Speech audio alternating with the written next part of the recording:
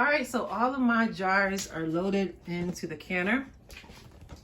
So I ended up with 7 jars, and I would have had 8. I decided against using the extra jar. I'm just gonna eat that for dinner, actually. But it would have produced me actually about 8 jars, looks like. And so I doubled that recipe. The basic recipe said that it would produce about 3. So, you know, sometimes you get a little more and sometimes you get a little less, because sometimes, depending on how much, you know, liquid you have, sometimes you can exhaust out, you know, your liquid.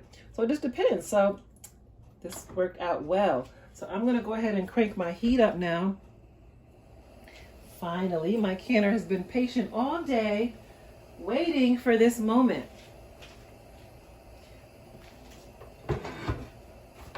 And so like I said, I am using a pressure canner, but I'm not going to be sealing the lid on. I'm just going to be treating it like a lid, pretty much, you know. So I'm placing it on there. It's not going to be sealed shut. Okay, I might even tilt it up a little bit, because I don't know. I guess I should be able, okay, like this. Yeah, I'm just gonna rest it like this. I'm not gonna lock it in place, because if I were to lock it in place, that would start to build pressure up in it. And we're not pressure canning, okay? It's gonna be a water bath, okay? And so for this recipe, we are going to be water bathing for 20 minutes, but we have to wait for the water to come to a boil. So every now and then I'm gonna peek in here to see what's happening, because we need it to be a rolling boil. It needs to be a nice rapid rolling boil. Once that happens, that's when I'll set my timer for 20 minutes and allow it to process, boil for 20 minutes consecutively, undisturbed. When that time is up, I'll turn off the timer, I'll turn off the heat, I'll take off the lid and allow it to just kind of set for another 5 minutes.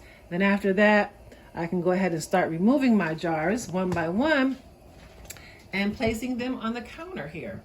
Okay, so I'll either place them here on this counter, or I may make some space over here on the left. Okay, we'll just see how it turns out.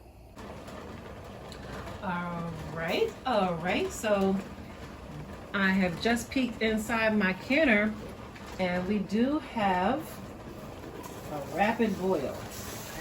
So it's important for you to see what we mean when we use the term rapid boil. See that? A rapid rolling boil, where it's moving, okay, not just a few bubbles popping out. That's when you can set your timer for whatever the processing time is for whatever it is that you're canning. Okay, and so it's on here. I am struggling. All right, so like I said, I'm not going to, you know, twist it on, because that would start to build pressure. We don't want that.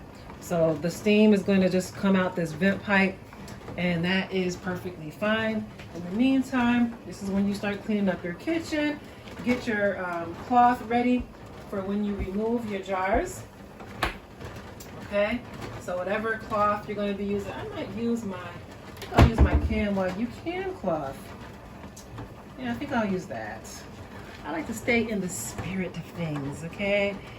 Can while you can. So I think I'll put that down, place my jars on top of, out of the way, because when those jars come out and they go on the counter on that cloth, they're going to stay there undisturbed for the next 18 to 24 hours, okay? Because it's still processing. You want to make sure that everything settles properly. You want to make sure that your lids seal.